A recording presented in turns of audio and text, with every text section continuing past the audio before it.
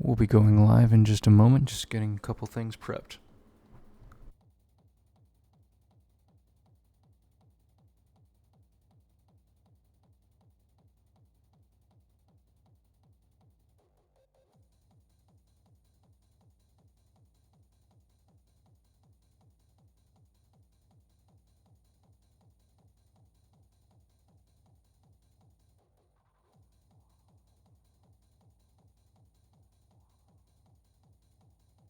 Testing, testing. Testing, testing. Testing, testing. Testing, testing.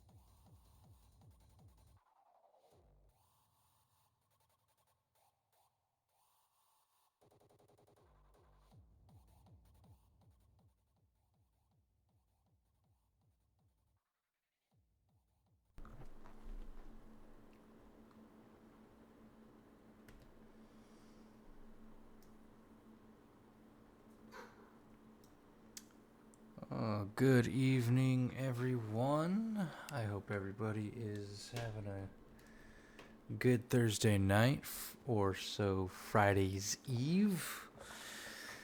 Tomorrow I have the day off. I'm doing Father's Day events with the kids at their monetary school,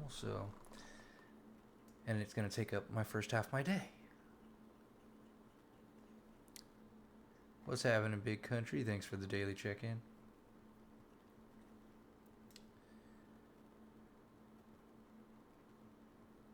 Oh, yeah. Hydrate. Thanks. Thank you. Thank you.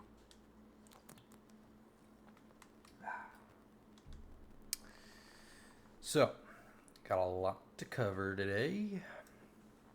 Seeing that I've missed 2 of my tech talks, but now it's going to be a lot easier to do these, seeing that I can be out here instead of in my son's room, so that makes it even easier.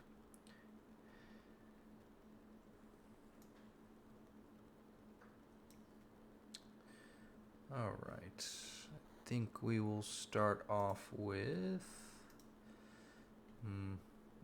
that's not working for some... Okay.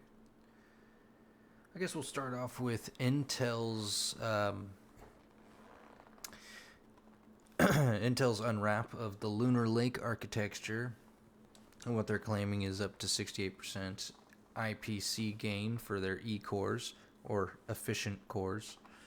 So more so for your content creation lineup of things. And of course, AI. If I was playing a drinking game, for how many times they said AI during any presentation or press conference, I would have been dead. Like, dead. It was just so many times. It was like every other sentence or every other word was AI, AI, AI. It was just insane. But no one would have been able to survive that. I don't care who you are or how much you've drinking or how big of an alcoholic you may be. You wouldn't have lived. No one. Not even Chuck Norris himself could have AI drink and survive. But going forward, we're going to go and look at this link here. No, I don't want to sign up. The fuck? So, and a 14% IPC gain for P cores, performance cores, if no one knows what the fuck that is. But, so, they kind of came after AMD during Computex, because Computex 2024, AMD opened up on day one for the huge event. Now, no one released or announced or even remotely talked about graphics cards. NVIDIA didn't even touch basis on their 50 series. I noticed there was a lot of people upset about that, but you know what? It's just going to get more expensive, so why are you going to look to...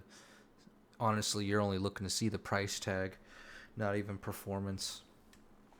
AMD didn't even release anything on that. The only thing GPU-wise AMD released and talked about was that of their Pro Series GPUs, which is their server and content creation dedicated graphics cards, which do put out that great performance. They're just not meant for gaming, which is good because they, AMD takes that liberty of making two separate GPUs, and so does NVIDIA, don't get me wrong, but when it comes down to performance and all that, it's good budgeting. But Intel's Lunar Lake architecture, I mean, it's looking pretty good for anybody that's trying to do some content creation or stuff like that. I mean, they're really trying to say it's going to be somewhat for CPUs for gaming, but in reality, after looking and hearing what they were actually saying in the video, during the live, the CPUs I don't think is going to be honestly at least the higher end, so like i7 and i9s, I don't think are going to be really for gaming wise. I think they're going to aim for those two lineups of CPUs going towards content creation and workstations, higher end workstations.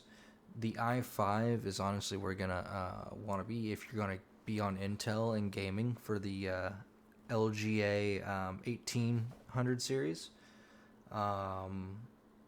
which is their new motherboard platform. What's happening, Flint? Thank you for the 4 months in a row subscription. Thank you.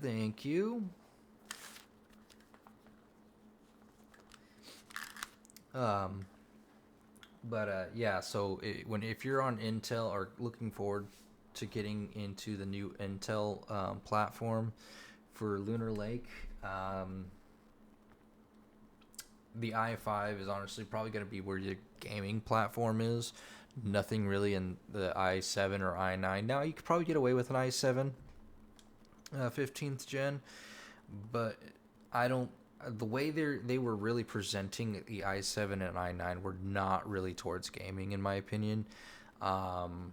Definitely more so i5 is going to be your gaming CPU come 15th gen. And you know what? Even with the 12th, 13th, and 14th gen CPUs for Intel, they really, really did kind of give that hint, because even if you're in like the 13th or 14th gen, if you got an i5 of one of those, you were still putting out great performance. I mean, almost the higher end i5 Intel, I think, was damn near close to what a 12700 is, if I'm not mistaken. Which is awesome. I mean, it's great that they're putting the effort in performance, but when it comes to this new Lunar Lake, I'm really thinking that they're moving that route where their lower end CPU is going to be your gaming CPU. And it's going to be strong. Don't get me wrong, it's going to be a very strong. And people need to realize, when it comes down to your CPU, it doesn't matter what CPU you honestly get in gaming. You're not going to get much more performance. You can get the low end, let's just, for example, 14100, and still put out the exact same performance as if you were putting it up against a 14900, and that goes for any of the generations. And also going forward with that, unless you're doing content creation or high-end workstation stuff, that is your your workhorse CPU, your i7-99. Your i5 has always been your gaming CPU, and people don't seem to get that. They think, oh, if I spend more or this has more cores, I'm gonna be able to game at higher FPS. But in reality, you're not. You're not. You barely even get a 3% increase in performance in gaming. Now, yes, there is performance gaps when you're content creation or video editing, 3D rendering. Then yes, there is a huge performance gap, but not when you're gaming. Now, if you're looking at AMD, yeah, your vanilla chips, for example, your 7600 compared to a 7900 or 7950, for that matter, you get like 1 to 3% gain when gaming with them. Now, you take the X3D variation of chips and you're outperforming, and yes, you do gain that huge performance increase, because that chip, the X3D chips, are meant strictly for gaming, not your common computing and workstations. You're literally utilizing the X3D platform or chips for gamings on that platform.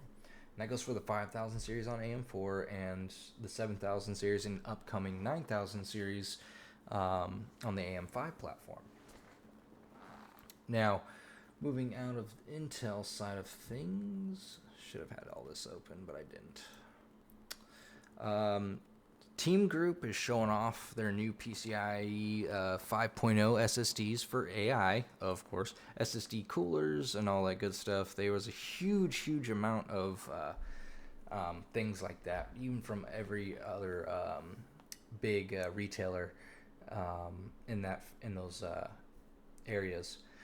Corsair did a little bit of things. I showed that off to Big Country when him and our buddy Headhunter was over on Saturday, and it was really cool. I think I sold him on that new, was it 9000, the 9000 series, or what was it, 1000 or something like that, 1000X, if I'm not mistaken. But it was huge. Yeah, 9000D. That's right, 9000D. Which is, it was an awesome looking case. I mean, technically, you could, even in the video we were watching from Corsair, there was an ITX motherboard on the bottom portion of the computer, and then the full ATX motherboard right above it. It was insane. And all the fans, there were 32 fans that could fit in it, and they were all the IQ Link fans. It was huge. Oh, 36 fans. That's right, 36 fans. It was literally obnoxious, but it was pretty fucking sick. I mean, the airflow alone. He says it. Look at the chat, guys. But he is getting it, and he's gonna send that picture to our buddy Headhunter and say, "Look what we're doing."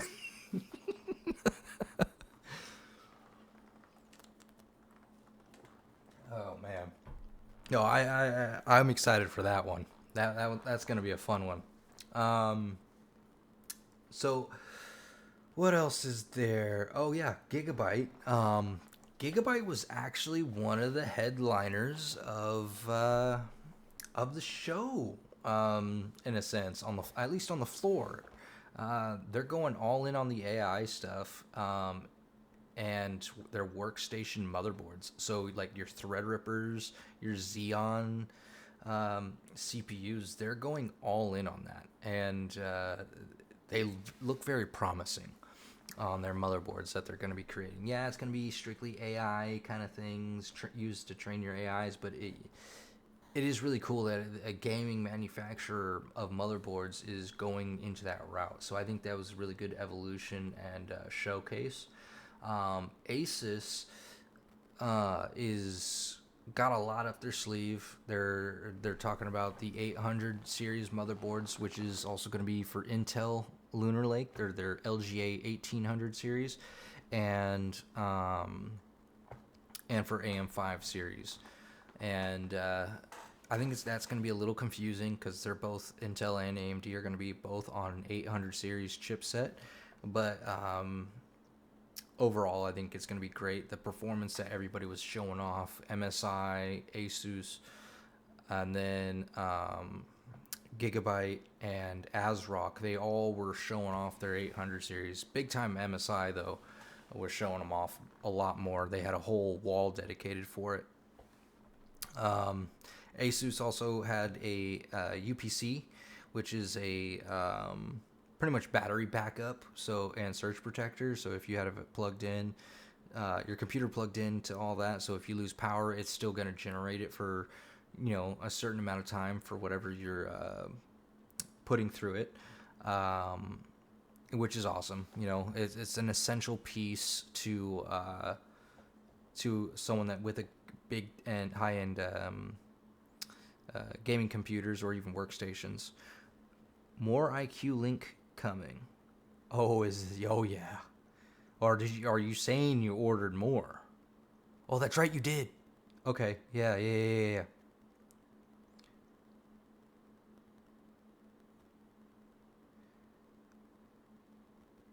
Send the link. I got you. I will do that right now. But yeah, so Asus has got a lot up their sleeve. I'm looking forward to it. I know there's been a lot of heat on them as of late, just because their warranty and whatnot of things, which yes, they do need to get better with. But I mean, come on, what company does not have something that goes wrong with their their warranty department? It just ends up, you just got to do it, dude. Do you want white or black?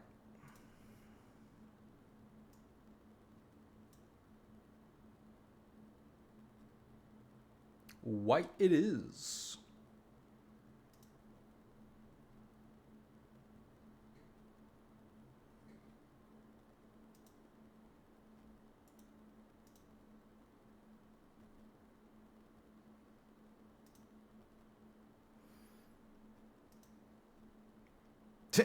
Jesus, my Discord has died. You suck. Oh my god. There you go. All white IQ Link fans by Corsair.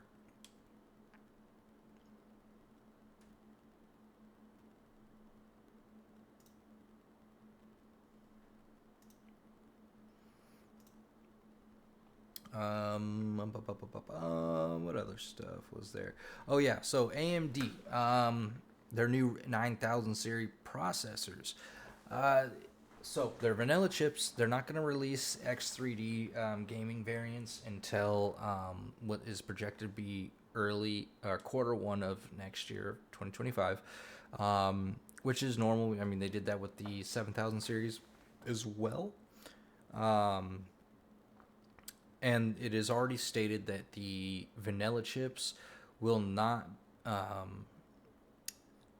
be able to outperform the 7000X3D chips in gaming, because so what they're saying is the 7000X3D series is going to still outperform a vanilla 9000 series chip in gaming only.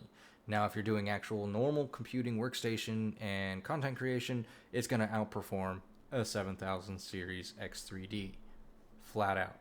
But gaming-wise, the 7000 series X3Ds will still reign the top gaming CPUs until January, when they release the 9000 X3D series. That is being said. I think it was just released yesterday about that. What else is there? I got that. Could just covered that. Oh, here's an interesting thing. So, ASRock, as we all know, is a hardware manufacturer for PC gaming, just released a Navi 24 6000 series GPU. It's an overclocked GPU. Now, this is a low-end graphics card. It's very slow, so don't expect anything. So it's GDR5, not GDR6. Or sorry, no, it is. It's supposed to be able to tackle GDR6 memory, but it's 8 gig instead of the 4 that originally was released with the 6500. It's a 2-fan card, no RGB, only 2 ports, so one HDMI, one display port, and that's it, just like it has been. The only difference is it has 8 gigs and it's overclocked. Now, it's still slow, so that's very unfortunate. I mean, it's not even running as close as a 6600.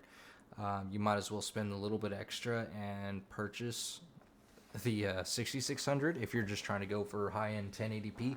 Now, if you can't afford, the extra 30 or 40 bucks to get the 6600, then this gaming CPU or gaming GPU is a good budget. It can get you started. It'll get you some good 1080p gaming, but just don't expect to have the highest frame rate necessarily, or the best in performance overall. I mean, it's sitting at, I think, at $170 before tax, so just keep that in mind. It's not something I would highly recommend, but if it's something you're just trying to get started off with, or someone that's flipping PCs, I think this could be a decent GPU on a Radeon side that's not a 7000 series that's out right now.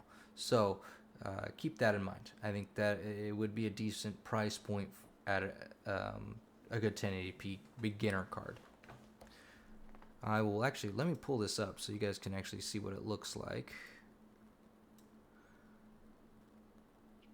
So, I mean, it looks pretty cool. It has the transparent fans like ASRock usually has, and has a good shell around here. Again, display, one HDMI. It is a 2 slot instead of 1, like the other ones were. It's on a Navi 24. It only has 1024 shaders, which is very low. And shaders run at 24 megahertz or 2400 megahertz, which is almost 5% faster than the reference specs, which is only the 4 gig, that's good. I mean, that is good. Like I said, it would be a decent budget 1080p card. So there's not much. There's a little bit of an uplift, not too much, but that's just the overclock talking right here. And this, where you see the 4.8 that is the 8 gigs. But again, you're looking at the 18 gigabits, not gigabytes, gigabits per second on a 64-bit memory. But overall, I think this is definitely going to be a decent budget modern day GPU. Seeing that there's a lot of GPUs out there right now that are just insane. Check my message. Okay, one sec. Oof. Let me minimize that. Where's your message, my dude? Oh, phone? Phone message? Yes. Let's see. This fool. Straight up just ordered 6 of them motherfuckers. Pack of 3 and 2 singles. Oh, 5. 5, yeah, 5. Yeah, 5. I don't know why I counted that many. 6. I count 6. Dyslexic. But that's awesome. Awesome, dude. Proud of it. That case is going to look clean.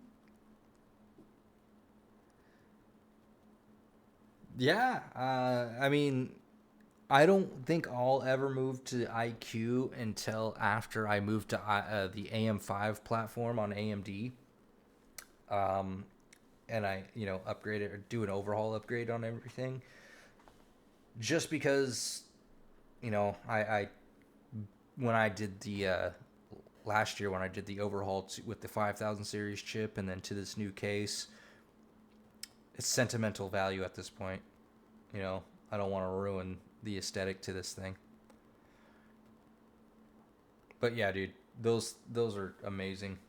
Amazing fans. I do when Katie and I first saw them last year when I was watching the videos on YouTube.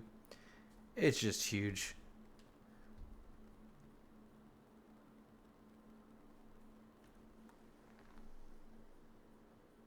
Oh yeah, dude.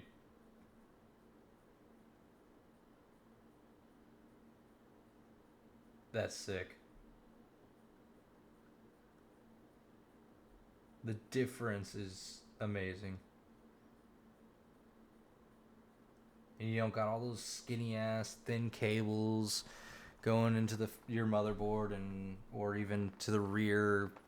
What if the if that was the case? Because it gets hard to try to judge. Okay, well this fan's right here. How am I gonna do this correctly or cleanly and all that good stuff? Um, it does get hard to do that. Let's go here. Do a little Amazon price check shit. So 160 bucks, and that was for the 3-pack. And then he got a couple singles here at $41.99 each.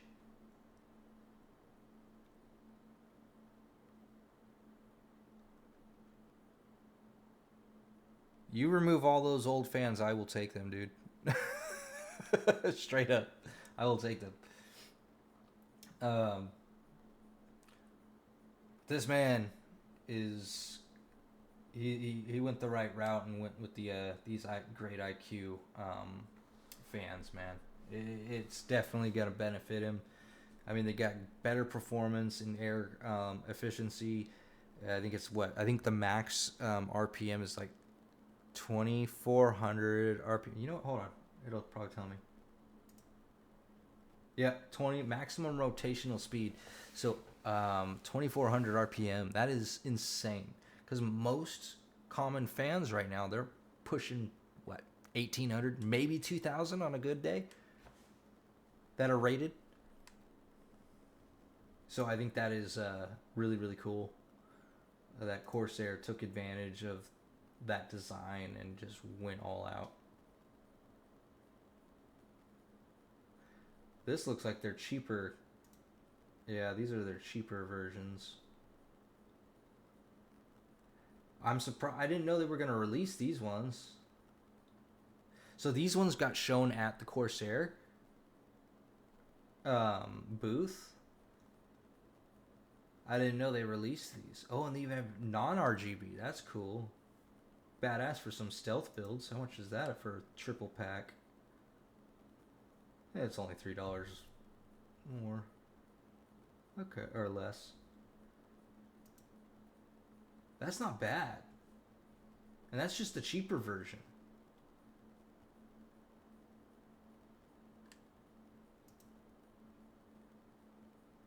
It's not much cheaper. It's what? Almost $10 cheaper? Oh, yeah, dude. And then, because you'll have an extra, because you got that triple pack, you're going to get that another hub. So that'll be good. So if you ever end up getting, or when you do get that case, you're going to have enough. You'll have enough. Almost. You'd have to get another controller. Just so you would have to run 3 controllers for that case.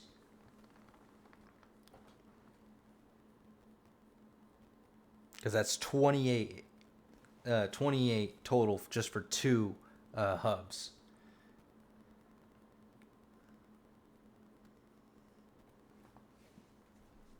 Oh, what you send me? What you send me? Oh, okay. Yep. Hold on. Let's open this up right quick.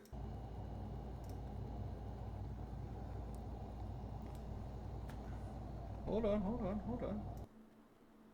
Let's restart that. All right. Here's Big Country's computer right here with the IQ link. That is just clean. Crisp. Just straight up crisp. And you know what's going to be looking even better in this case when he gets it? So this Gigabyte thing here is going to be switched over to a Radeon 7900 GRE Sapphire Nitro Plus. Oh yeah, dude, the color quality alone, it matches the Corsair Vengeance.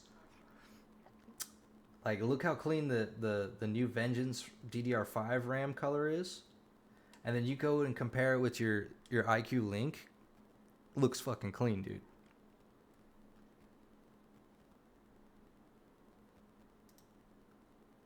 Like, straight up.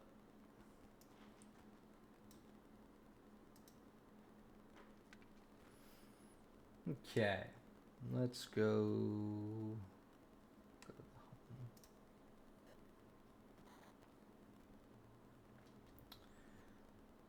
So our boy got this bad motherfucker. I'm really excited for him on this one. He's gonna love it. Performance is gonna be great. His gaming and streaming overall performance is going to be phenomenal.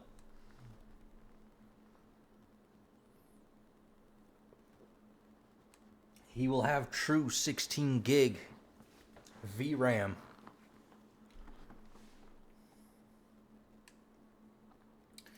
But overall, so CPU 7800X3D right now is still sitting at a $340 price point, which is still very low.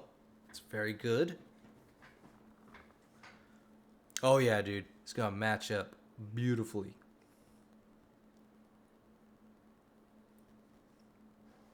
Um, but yeah, the 8-core 16-thread 7800X3D still at a great price point right now. Micro Center even has their bundles with motherboards right now on Amazon.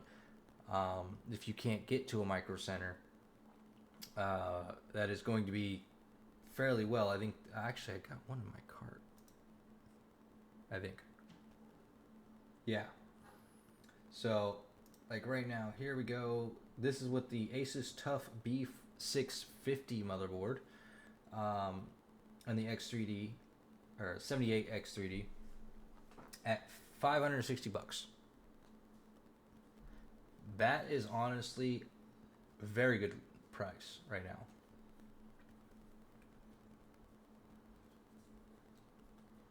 I will not complain about that.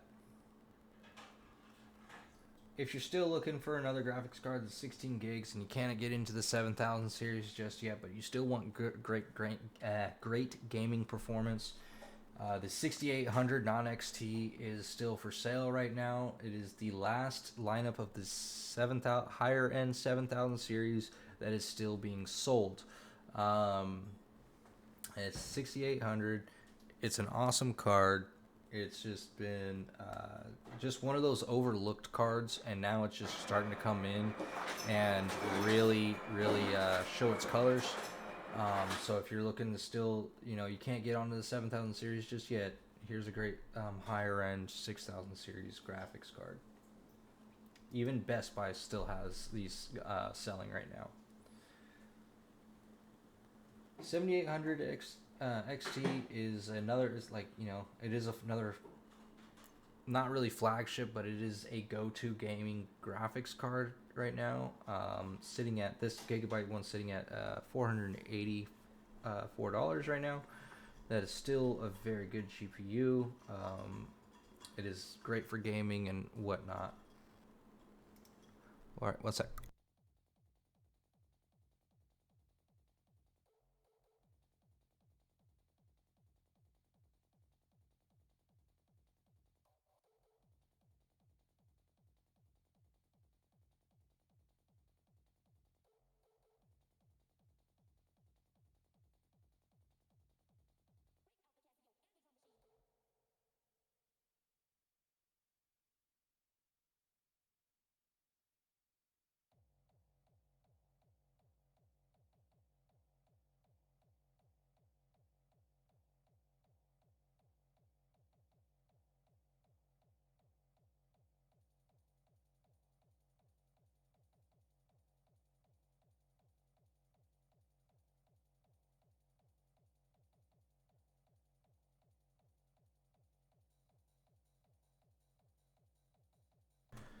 Sorry about that. What else? Where was I? So 7800X XT. I think the gigabyte version is the cheapest version right now. You do see this Asus Dual, but that is actually a 12 gig. It keeps on the box. It says 16 gig. It's weird. It's the Asus Dual is a weird one. I wouldn't honestly spend that money for that if that's the case. The XFX Merc version is 510 for the 7800. But let me go over here to the Intel card. I know, guys, talking about Intel, it's crazy. The Intel Sparkle Arc A580 8 gig overclocked edition is an awesome little graphics card, which I've also been eyeballing because, especially at the price point of $160, you can't beat it for what it is in 1080p. But I mean, this graphics card I want to get for my wife's computer just because of the fact that it she does VR, and this card will definitely be able to do it and not exactly have any issues. It'll do what she needs to do and whatnot. So if she wants to stream onto the TV or stream to Facebook or live or even Twitch if she can with it, she could, and without any higher or big issues, I should say. So at $160, I do recommend this, especially if you're trying to look into some 1080p gaming. Intel Arc GPUs have definitely come a long way since their initial release. I have to give them credit for that. I mean, overall, their graphics cards aren't necessarily gaming. I mean, they are, but they're not. They have to definitely make some big performances come out when they come out with the next lineup of GPUs on their end. They're more so for content creation, because I could run this little GPU in my workstation if I really wanted to and be able to do pretty good video editing on this little 8 gig thing. The AV codec for this graphics card is pretty damn good. For the price point, it does stack up to that of a 6700, which is my current graphics card in my gaming rig. It was just like a percentage or so off, if that, on a couple of benchmarks I've seen. So I would not, turn away from getting this budget, especially even if you want to game at only 1080p. If you're only looking at doing shooters like Call of Duty or something like that, this is a great 1080p card. You don't have to, and it's already pre-overclocked. You don't have to go and buy a higher end graphics card, and it beats the Radeon 6600 and 6650 XTX. So I mean, huge. And they also do have the A380. This is more so your little lower end if you just need something to utilize for a graphics card. They have their slim for your low or your small form factor PCs, such as like a Dell Optiplex. You could throw this thing in there and it'll work. Great little GPUs overall. I will not turn away from that.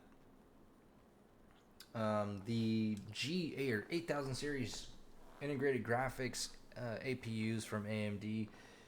They're going at a pretty decent price, $200 for an A600G and $160 right now for an 8500G.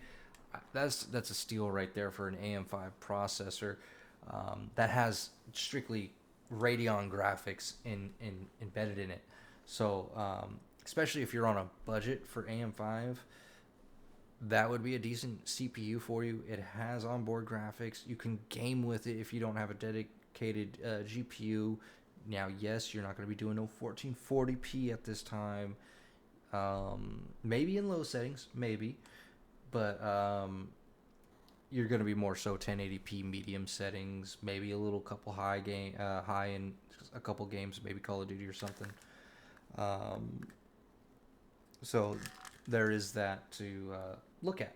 I mean, if you're moving over to an AM5 platform.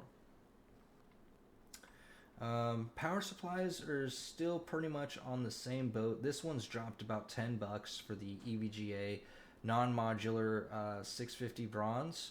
Um, this one I utilized in the kids' computer. I utilized it in a customer build that I did for the office build. Great power supply. I would not um, I would not turn away from this power supply ever again either. It's a go-to for me for budget builds, even for gaming. I mean, yeah, it's not modular and it's not ideal, but if you're able to afford the extra 20 something bucks or more for cable extensions, you won't even have to worry about that. It's still a great power supply. Um, right now, the standard vanilla 7000 series, so this is just the non-X 7900X. This is $370. The 750X is dropped down to I'll just round up and say 490. So it's under 500 bucks, which is awesome. DDR5, it's still in the hundreds. I know there's one brand that's like, I think you can get for 90 bucks, but that's literally the cheapest.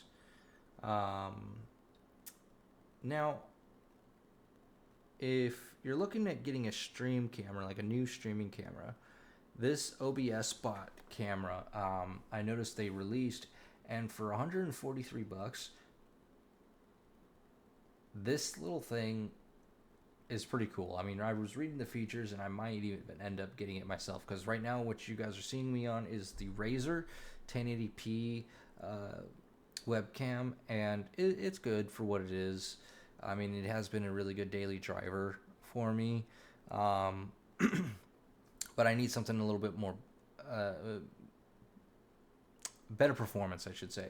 And I would probably use this OBS bot in particular because when I'm doing PC builds for you guys live, or even making just videos of me building and not doing it live, I want to have a high-end camera that's going to be able to film it and watch me do step by steps, over the head views and everything like that, without having to sit back in front of the desk like I was in my last two builds and repairs. I think that's going to be a huge thing right there, where I can maybe utilize both the Razer and this OBS Spot camera. So if you're looking in getting into a stream camera, I mean, I would go OBS Spot. They make great cameras, and for the price, you're getting quality. The 5500 GT, which is running in my workstation right now for AMD side of things, is now at 115 bucks, which is $10 cheaper than what I purchased mine at. I used it in that office build I did live, and it's still working great. I mean, this little thing is a beast. I will say that. For what it is at a 6-core 12 thread, it is doing what I need it to do right now. Oh yes, the 8700G is still at 300 bucks. It is a little cheaper than what it used to be. I believe it's not too much though. Yeah, it's not much. It's only $30 cheaper from when it released. For the price point, it's not that great. But if that's something you want, and that's something you want to dive into and you can afford it, go for it. Why not, right? Air coolers. I'm always gonna promote. I'm always gonna promote the Deepcool AK620. I run the digital version in my PC, and I'm still at great temps. So I have everything open right now and running my stream, and I'm still sitting at a 68 degrees Celsius. That's air cooled. I'm all air cooled. 200 bucks for the B650 motherboard. And that's on the AM5. The 670E is 270. The motherboards right now haven't seemed like they have come down in price too much.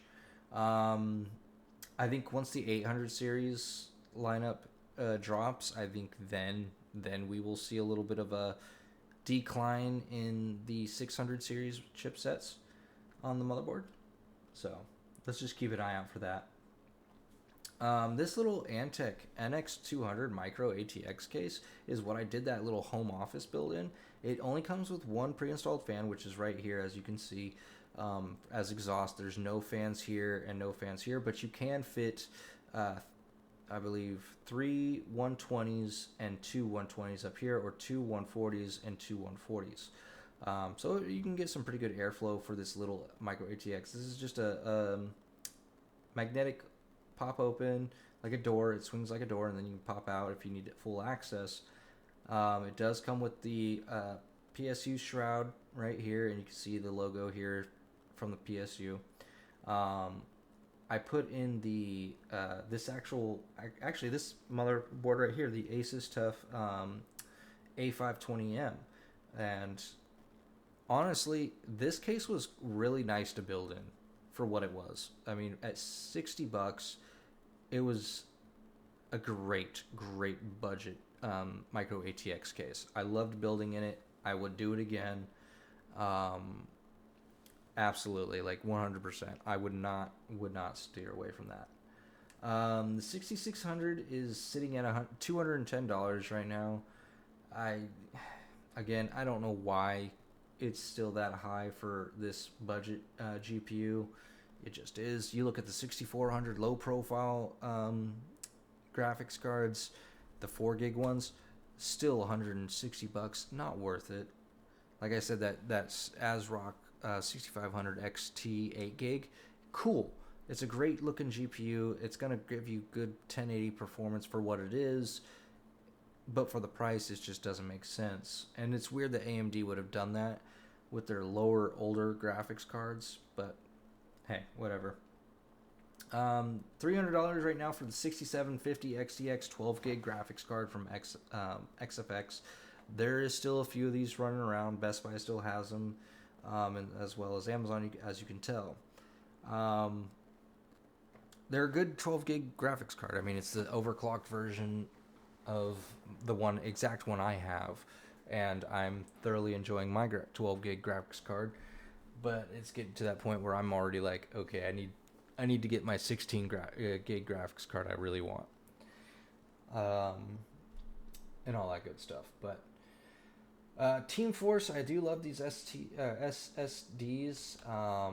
the 2.5-inch ones. I use them for my OS drives. I use them for data drives. I even use them I have a 2 terabyte, honestly, right now that I am running for my games. Because when it comes to gaming, you're not going to utilize 4 to 7,000 megabits per second. Hi, baby. Thank you for joining.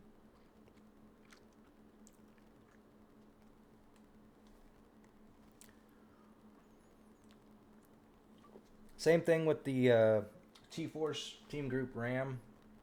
I run this in my workstation, the 16 gigs at 3200 megahertz.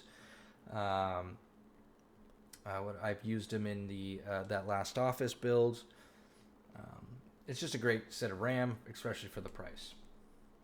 If you are looking at getting an AIO, the Deepcool LS 720S Zero Dark, or even the non-S, it's still 720S, or it has more of the RGB and all that good stuff. It's $100 to $140 or something like that. So still really good priced AIO, great performance if you're looking to get liquid cool and don't want to do air. The 7600 XT, it's 16 gigs, still slow. It's still the same bit bus as the 7600 8 gig. Yeah, you can dip into a little bit of low end 1440p with this graphics card and more higher end 1080p. That's awesome, but for the price point, it's still not worth it in my opinion. But again, I'm not no financial advisor, so if that's something you're wanting, by all means, go get it. If that's the kind of performance you want, there's nothing wrong with it.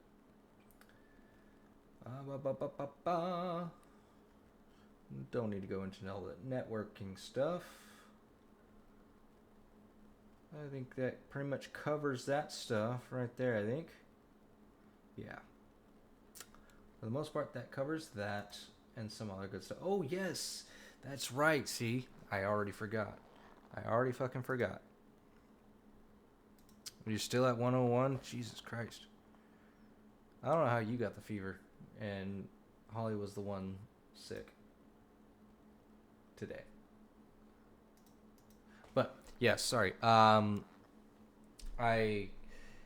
wanted to do this last week. I asked in Discord, but no one replied or anything like that. But doing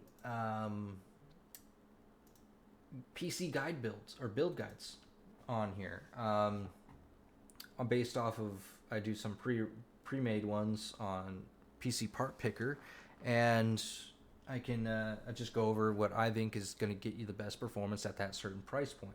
Well, I guess we could start with the Intel $500 build. But before I do that, the whole reason why I want to do this is because it helps people understand why I'm choosing it and helping you guys out as a for your wallets. I mean, come on, you're not going to want to spend now unless this is your prerogative and you just want to spend every dime you fucking have because you have no responsibilities. Then by all means, you can do that. But us working folks and us adults, you know, as much as we would love to spend every dime on these things, we can't. So this, I think, is going to definitely help out grasping that concept, and then also helping people that are new to the PC world, that are coming in from console gaming and that want to get into PC. Like, hey, I want a PC and game with it, but I don't want something that high end. I want something that is going to perform just as good as my Xbox or PlayStation, but I want that computer so I could learn about that computer and learn and get the sense of achievement to upgrade that computer once I feel comfortable with it. So that's where I want to get with people and do this, and that's why I provide that service to consult with customers and help them understand what that piece of hardware is and what it does for the build. Because you can go ahead and go get a 14900K and then a Z 790 motherboard, and then you're going and getting 16 gigs of DDR, or I don't even think you can get 16 gigs of DDR5 RAM unless you get it one stick. It's all 32 standard now.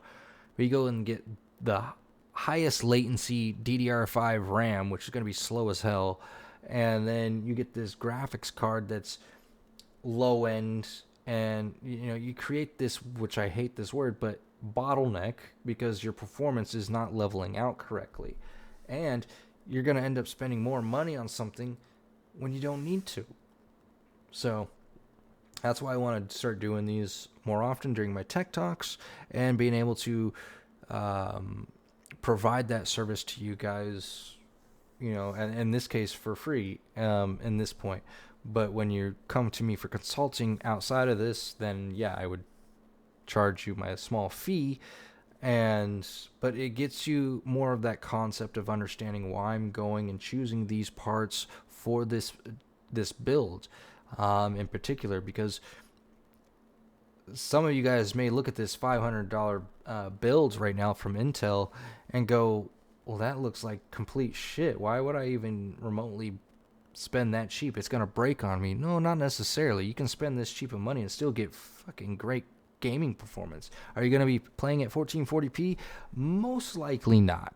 I can guarantee with this build right here on the screen, you're not going to be doing that. It's just absolutely no way in hell. But this is at least going to allow me to explain why I chose these parts and explain the budget of each tiered PC. So let me dive into this one, beginning with this one at least. It's a 500 build guide for Intel. So with this one, I ended up going as close as to 500. As you can see, it is 2441 over. That's not including Windows, and that's not including tax or shipping if you don't have Prime, or free shipping from whatever website you get it from. So I went with the 12th Gen i5 12400F. This does have no integrated graphics, as far as I know. Let me go to this. Get more detailed here.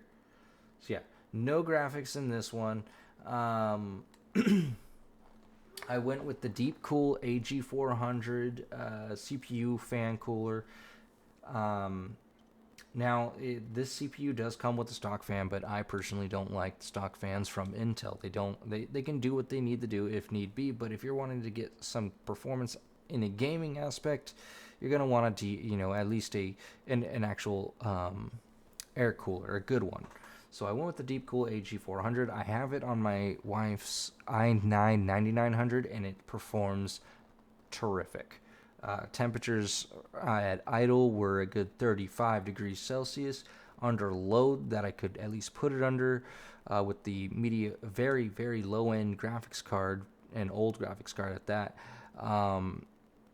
I was only able to get it up to, I think, about 60 degrees Celsius, which is still good under that kind of load. So I know it could do even better. Um, then I went with the ASRock B660M, so it's a micro ATX motherboard. It's on the LG 1700 route, and it's $95. I mean, for that motherboard, it's pretty good. It's a Pro RS. I think this one was Wi-Fi.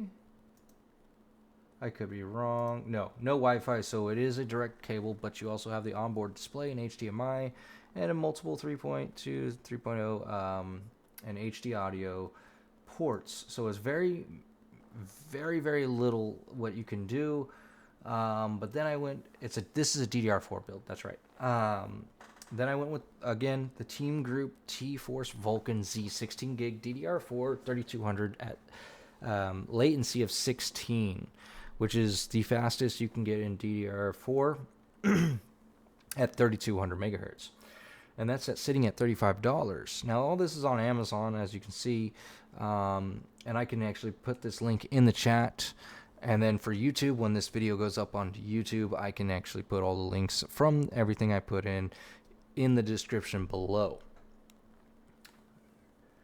So, and then I went with the Team Group T-Force Vulcan Z 512 gigabyte 2.5-inch SSD.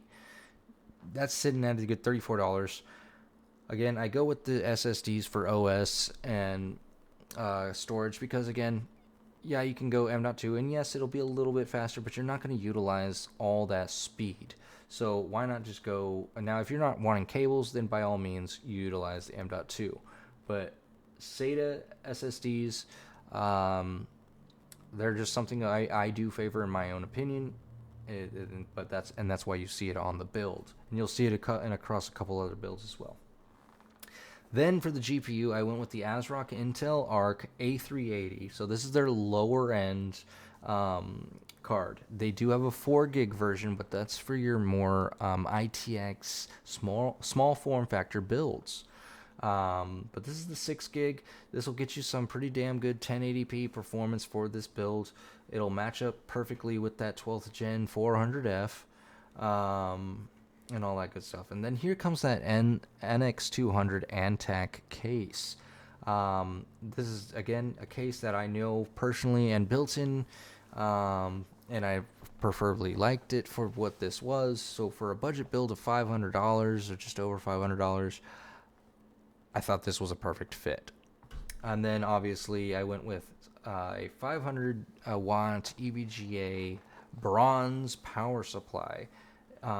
It is non-modular again, but again, when it comes down to these budget builds, you're not going to have a modular power supply. I mean, you can if you want to spend that extra amount of money, but in this case, I had to stick with a budget. So let me copy that real quick and post it in the chat. And moving on. So with this build, it was definitely something that was definitely going to match up with that of a performance in a Xbox and a PlayStation 5, but give you that sense of, yeah, I can get a little bit better performance and gameplay than I would on those consoles. I mean, yeah, brand new, you're probably spending about this much for a brand new console. It may be a little bit cheaper now than it's been a few years since the release of those consoles, but again, you have more versatility in storage, you have upgradability, and you get to learn it. I mean, you get to learn your system in and out. With an Xbox or a PlayStation, You just know it plays games and you're able to talk and play online with your friends. Computer, you could do that. You can do more. You can make it your media center. You can do every little thing you can with that computer compared to a console. So, again, that is why this is that in this budget. It's not because everything in this is cheap. I mean, I picked out what I saw was good and reviewed good, and something and stuff that I personally have used in builds to get a better structure, because I personally did build with that and I know the performance of what I used in those builds. So moving on, we're going to go to the AM4 platform Office $500 build. So with this one, you can do gaming with this, obviously, but I did not do a GPU on this one. I mean, I could have won a GPU, but it would have definitely put me closer to that $600 mark. But yeah, so let's go back through this one. So this one I went with a APU. So this is a CPU with, or you can say iGPU if you want, integrated graphics processing unit. I went with the AMD Ryzen 5 5600 GT. This is the one step above mine that I have in my workstation.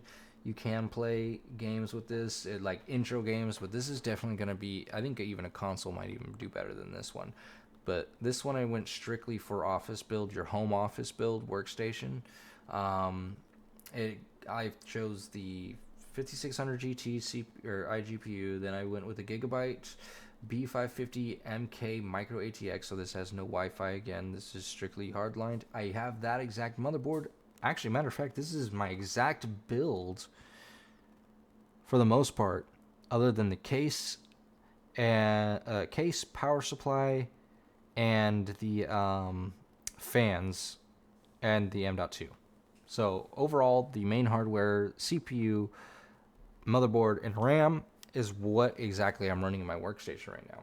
I do run a Samsung 990 Pro Evo 2 terabyte M.2 drive as a data storage for my backups when I'm working on clients' computers. It's just better transfer rates and all that, and I can utilize 100% of that speed.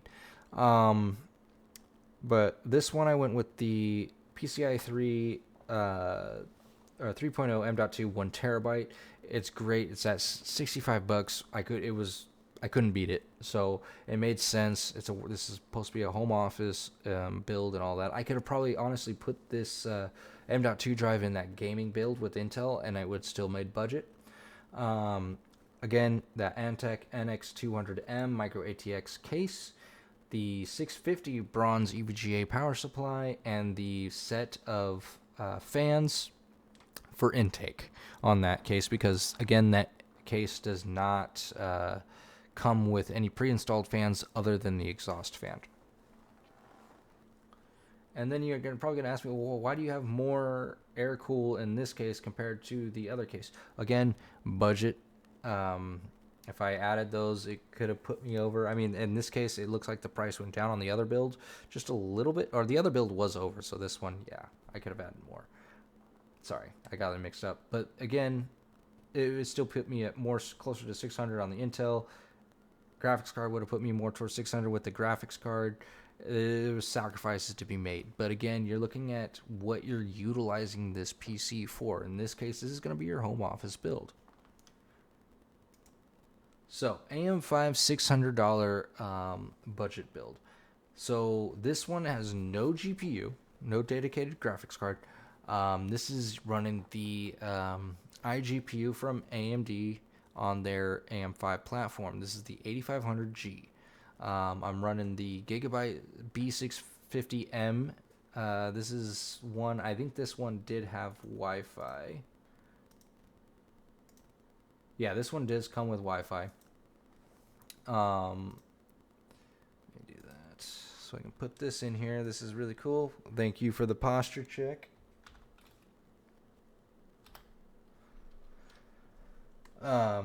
But yeah, I'm running the DDR5 32 gigs of Team Group T Create Experts at 6,000 megahertz at CL30 latency, which is fast for DDR5 and probably the go-to for now. I went with a Team Group 1 TB M.2 PCIe 4.0. And then the Antec case again with the 500 power supply from EVGA non-modular. And at 570, this is close to 600. I mean, yeah, I could have done something a little different, but $40 more,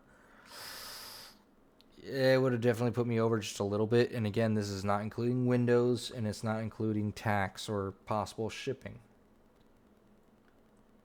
But another great build at that price point. Oh, yep, I forgot to do this one too, by the way. Let me add that into the chat. Here you guys go. Then let's move up to AM4's 1080p gaming $700 build. So with this one, I went with the for the processor, AMD's Ryzen 5 5600 non-X. This comes with already a CPU fan, so that's, and all these came with fans prior, so that saves you a little money there. And with this one, the Wraith fans are great. I mean, they perform great. I know with that Intel build, I said, yeah, get the cooler if you want better performance, in which case you can definitely do that with this one. I could add that deep cool fan and get better performance if I really wanted to as well, but the Wraiths do just the job. Went with the B550MK again with this motherboard. So it's a really good motherboard. Team Group 16 gigs at 3200 at CL16. Again, great. I went with that P3 Crucial 1 terabyte again for the drive. Awesome. And then for the graphics card, I went the XFX Speedster Swift 210 6600 8 gig. So the king of 1080p, essentially, in a sense. I mean, I know there's that Sparkle Arc A580.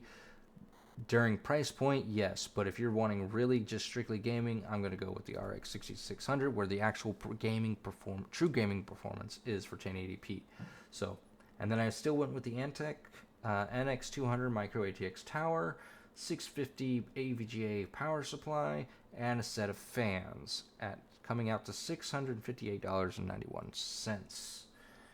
So yeah, there's a couple little things. Like I said, I could have definitely added a cooler to bump up that a little bit. And I think, to be fair, that could have been something I definitely do. I can update that build and whatnot.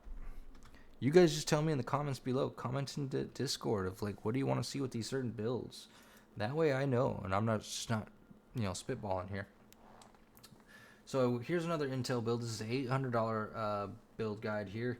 I went with the i5 12600K. This is the 10-core processor. I went with an AK400 CPU core. It's a little bit better performance than the AG400. Then I went with the Z690 ASRock motherboard, ATX, so not micro ATX. This is full ATX motherboard. Corsair Vengeance with the RGB 16 gigs.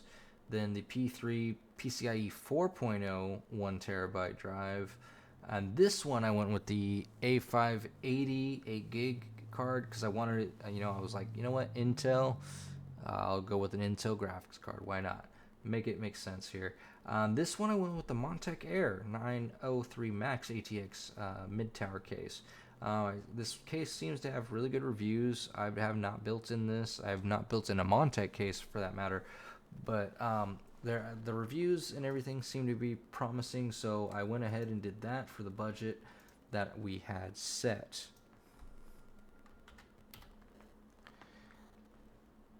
All right, that one's in. And then the power supply went with the EVGA Supernova 750 GT power supply. It's gold, 80 plus gold. That one is fully modular ATX power supply. And overall, the gaming performance I went for, again, this is i5 Intel CPU. Keep that in mind, you guys. It's still great for gaming. Like, this is your gaming CPU. And for this gaming performance at this range, I think you're going to definitely deep dive into a little bit of the 1440p medium settings with this one, and a really high-end 1080p right there for Intel on Intel's side of things. So definitely take a look at that. And again, I'm putting all these in the comments or the chat right now, and then for YouTube, when I upload it, I will put it in the description below. Okay, AM4 $800 build guide. So this one, I went with the 5600X. Still comes with a CPU, fan, cooler. So again, no fan there. I can easily add one now because I'm only sitting at $724, as you can see. So that's cool. So prices have gone down on some of these things. The Gigabyte B550 Aurorus Elite AX. This also has Wi-Fi on it. And then I did the non-RGB Corsair Vengeance 16 gigs, and then the Crucial P3 PCIe 4.0 1 terabyte drive again, and then I went with the Power Color RX 6600 8 gig.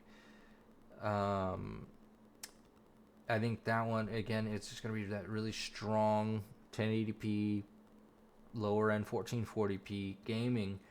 But the case I went with was a mid-tower case, ATX case. It's the Antec P20C. I've heard a lot of good things about this case. The airflow is great. Visually, on aesthetics-wise, it looks great.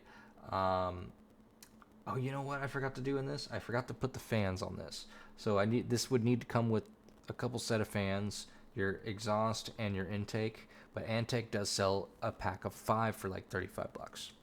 So add that to the cost, you're looking at $759. Then I went with the EVGA fully modular 650 watt bronze power supply on this one. Give it a little better bump there. So there is that.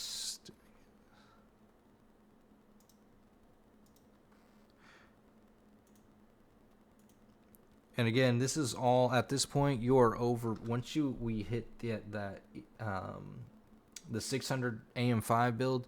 We were outperforming, I think, in a console at that point. So at this point, we are now strictly in gaming and all that good stuff. All right, so it does seem that the RAM is no longer available, so it does say no prices available. So I'll have to update this one. I won't put this one in the chat right now or description when YouTube gets uploaded, but just to get a baseline of things, I'm only trying to go for that 16 gigs. I could probably bump this up to 32 gigs at this point. But I ran with the AM5 Ryzen 5 7600 Non-X. This one does come with the cooler. The motherboard is the B650 ATX, so this does come with the Wi-Fi. It's a micro ATX motherboard. It's a budget build, but it is a great motherboard by Gigabyte. Went with the 4.0 Crucial P1 terabyte again. And then this one I did the Power Color Radeon RX 7600 8 gig. Now this graphics card kind of puts almost that performance of a 6700 to a 6700 XT. So what I'm running right now is the 6700 XT in my gaming rig, and that's where that performance is for the 7600 non XT. Essentially, even though I have more gigs or VRAM, just by a little bit, this still runs comparably. The case I went with the Lian LanCool 205M mesh micro ATX case. So it's a smaller case. It comes with pre-installed RGB 140 fans, 2 of them in the front for intake. Then I went with the EVGA 650 watts bronze. And then, yeah, that's pretty much that one right there. Let me save that one for you. And this is also, yeah, nope, I already said that part for the CPU. Cool.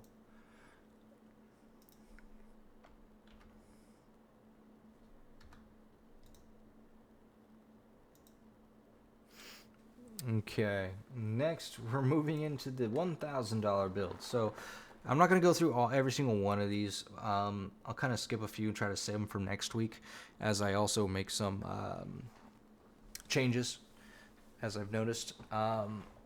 So this one I ran with I went with the integrated graphics, so the iGPU, um, Ryzen 5 8600G. It's a 6-core processor. It comes with its own cooler, so I was able to save some money there, as I was already over budget, as you can see. And then I went with the Gigabyte B650 Gaming XAX motherboard, which is awesome. It definitely does the job. We had a 32 gig RAM of DDR5, the 4.0 1 terabyte M.2. Then I went with the XFX 6700 XT. 12 gigs of VRAM. It's an awesome card. Like I said, I'm running it myself right as we speak. It's fantastic GPU. The case, I went with the Fantex X Pro Ultra. So it has pre-installed fans, 4 pre-installed fans, 3 intake, 1 exhaust. At $70, it was a steal in my opinion. Corsair power supply, which is the RM750E Gold Plus or 80 Plus. So sitting at $1,030. Why not? Why not? And in all honesty, I could probably go switch that out. It'll probably be a little bit less gaming performance FPS, but I wouldn't see I don't imagine that a huge drop on that. But I'd go to 7600, and you could get the fan cooler. You just want to have the integrated graphics. That's it. You would just have this as your primary driver for graphics. It's just nice to have, in my opinion, that integrated graphics on the CPU, just in case. It's good for troubleshooting. And then if your graphics card for some reason is not there yet for your build and you want to get straight into gaming, or you're trying to upgrade, or your graphics card fails, whatever graphics card you get. I think we'll go to, let's go to the 1500 Intel build. So this is one I went the 13th gen. So this is the i5 13600K. I went with the Be Quiet CPU cooler. So this is a ITX build, a small form factor build. So this is in one of those fractal design mini cases. So I went with that CPU. Went with the low profile Be Quiet Pure Rock cooler with an ITX Gigabyte Z790i Aorus Ultra. Then the DDR 32 gigs of DDR5 6000 megahertz RAM. The Team Group T-Force 1 terabyte 4.0 M.2 drive. I went with the Intel GPU on this one, but the Acer Predator Bifrost overclock, the Arc A770. That's a 16 gig graphics card. It's been putting out some pretty decent gaming performance, a little bit of 4K here and there, and then it's also been doing some really good 1440p. And again, Intel has come a long way with their drivers. Is it as good as the 7900 GRE or 7800 XT or even the 3070 or 4070s and 3070s? No, by no means no. Is it getting there? Yes. Is it putting up a decent fight for what it is? Absolutely. So I went with that. It would fit in this case. Snug fit, but it would fit in this case. And then the Fractal Design Terra Mini ITX desktop case, as I already said. I went with the black one. Then the power supply is a small form factor Corsair 850 watt 80 plus golds. At $150, which is a steal at $14.15. I think that was an awesome deal right there. And for the performance on this Intel build, if I were to ever do a small form factor build in all Intel, I think this would be the exact build I would do. You're getting all that great gaming performance. You can do a little bit more if you need be, and all that good stuff. I think overall this build right here is a pretty cool one, especially if someone doesn't want a normal bulky, even micro ATX case. They don't want to have that yeah, you can light it all up if you have RGB, but at the same time, not everybody's wanting that. A lot of things, this new trend is going to a small form factor, minimalistic setups.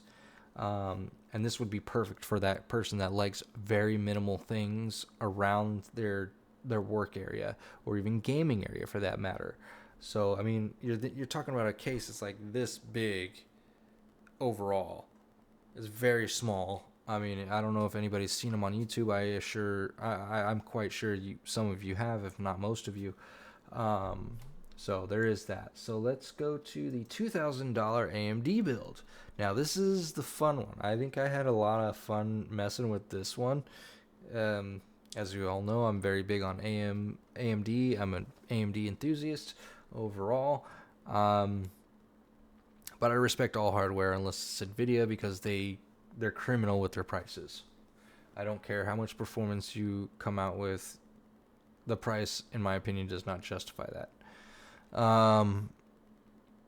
So with this AM5 build, it's a $2,000 build. I went with the AMD Ryzen 7 7800X3D King of Gaming CPUs. I went with a Liquid Cool Deep Cool LT700, the all black one, but the pump is the RGB. I went with the Asus Tough Gaming X670E Plus with the Wi-Fi. Then the Team Group T Create Expert 32 gigs at 6,000 megahertz of DDR5. Went with the 2 terabyte 990 Samsung Pro NVMe.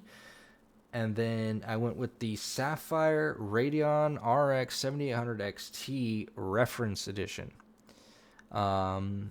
It's only the 2 fans, but it was sleek. If you're looking at it with the heatsink and it has the red lining around it, it reminds me of the ass end of a Dodge Charger. And everybody knows I am a huge Dodge Charger fan. Like, it's one of my all-time favorite muscle cars. So it was a little bit more of like okay, yeah, no, this is for me. Obviously, you could get a Gigabyte one or any of the other ones, but this one I was like, okay, no, I want this one. I went with the Lee O11 Dynamic Mini ATX case. It's the fishbowl one, essentially. Everybody's doing that, so I was like, you know what, this is $2,000 build. Why not just go all out with this case? It's a very well-known case. It's a go-to case now, just because of all the RGB you can do and the aesthetics. It just looks good. I went with the 1000 power supply SFX. So for this case, you have to use the small form factor power supply just because of how the case is laid out. But it's still 80 plus gold at 1000 watts. Why not? Especially for the price. And then I went with the new Lee Uni fans. So the triple fans are already pre-built into place. They're not magnetic or anything. They're already put into place, so it makes it easier for me to just throw them in and call it a day. And then obviously the one exhaust fan for the rear section right there. And that's the only RGB I went with, other than the little bit of RGB at the bottom corner of this motherboard and the pump from the AIO. Let me put this in the chat.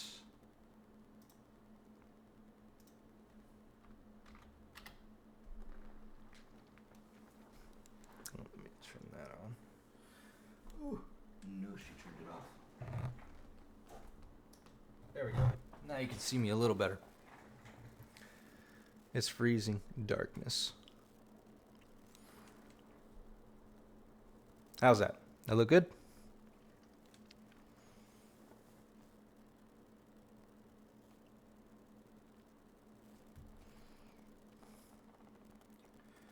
Okay, that one's in chat. Let's go with the $2,300.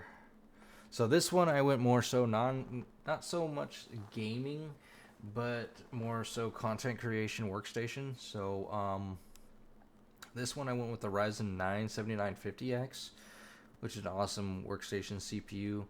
I went with the AIO Arctic Liquid Freezer 3. It's their newer lineup. Went with that one. Went with the X670 again, Asus TUF. It's the one motherboard from Asus I trust. The build quality seems just a lot better on the TUF, literally. Again, 3200 Team Group T-Create Expert RAM. 2 terabyte Samsung 990 Pro. Then went with the Sapphire Pulse 7900 XT, the 20 gig version. I wasn't gonna go and say, you know what, let's throw in an almost $1,000 GPU for the XTX. Don't need to go that high, in my opinion, for that. Again, I went with the Lian Li O11 Vision ATX case with a 1000-watt power supply. Then again with the Lian Li fans, set of 3 uni fans, and also the single uni SL Infinity fan for the exhaust. And that's the only RGB out of that. This one was more so, again, not so gaming, but your workstation, your high-end content creation, video editing, and all that good stuff. All right, cool. Intel $2,500 build. Everybody, here you go. So this is a all white build. Why is there this cooler here? No, why is there 2 coolers here? No. I don't know why that was. Let me put this in the chat real quick before I forget. And I'll save. So this is the...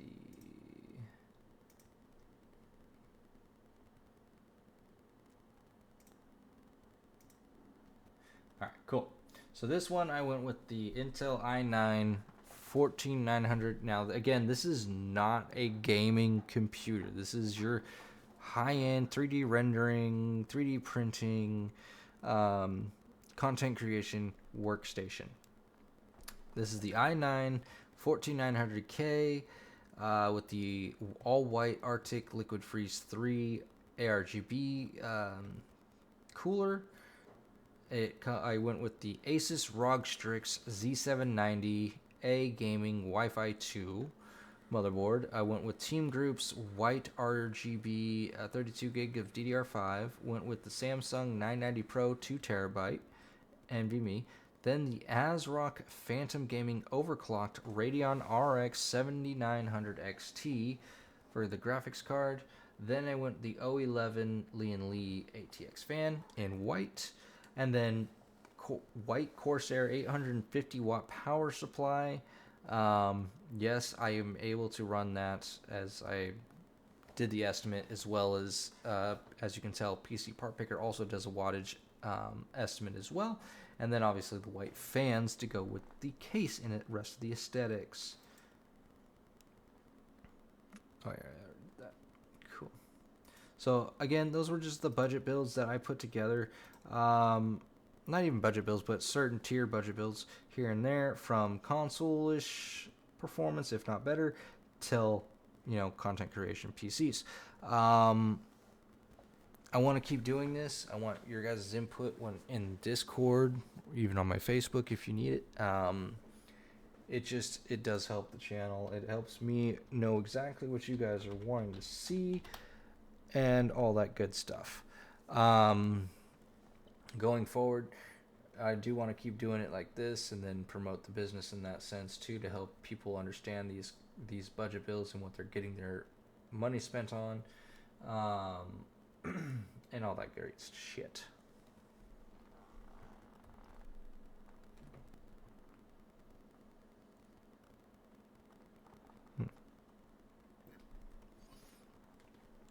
Okay, what else can I go over?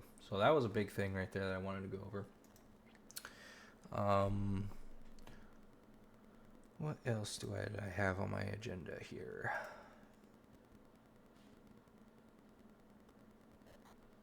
Where'd you go? Yes. Okay. So tomorrow's stream for the Friday night, we're me and Big Country, we're going to be playing some Diablo 4. Going to change it up a bit. Normally we do play Call of Duty on Friday nights for a few hours, but tomorrow night we're going to do Diablo 4, seeing that they now have the new season out, and in my personal opinion, I've been playing it a little off and on singly. So, and I think it's gotten a lot better from release from last year. So that is a good thing. They just released the trailer for Vessel of Hatred. So the expansion set for Mephisto, which is awesome. And then what else is there? So I got that. So we're doing that tomorrow night. We are going to do more lives. We're coming back for more lives. Yes, I will come and tuck you in a minute. Sorry, the wife is not feeling good. But I am going to start doing more lives again on my normally, regularly scheduled, weekend stuff, Thursday through sometimes Sundays. But just want to get that back into routine. My wife ended up moving the entire desk and computers out to the dining-ish room area, and she did all that just the other day, and did it all so I could have full access to my computers and be able to enjoy doing this with you guys and having fun playing games with everybody. So, thanks to her. So everybody can thank my wife for doing that, as she's helping the cause.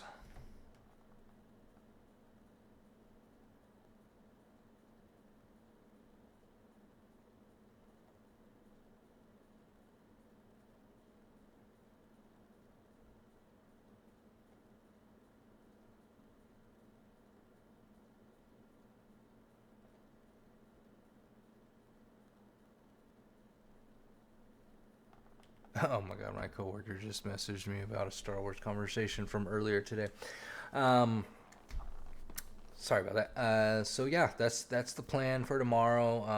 I'm looking forward to doing more lives with you guys. I'm enjoying this new format for Thursdays. Me doing the Tech Talk podcast kind of thing, not really gaming. Just getting to sit here, talk about tech news, go over those budget builds on PC Part Picker, talking about hardware. Once you all start getting more involved with the chat, asking questions, doing Q&As, having people join over Discord calls and talking about tech news or anything really, but that's the whole plan of these things. So I really do enjoy this new format. I hope it gets better and better as we go on, and then so far get that our streaming momentum back, and all that good stuff. So definitely drop a follow, subscribe if you want, as it does help the channel and my PC business grow and provide better content and better work ethics all around.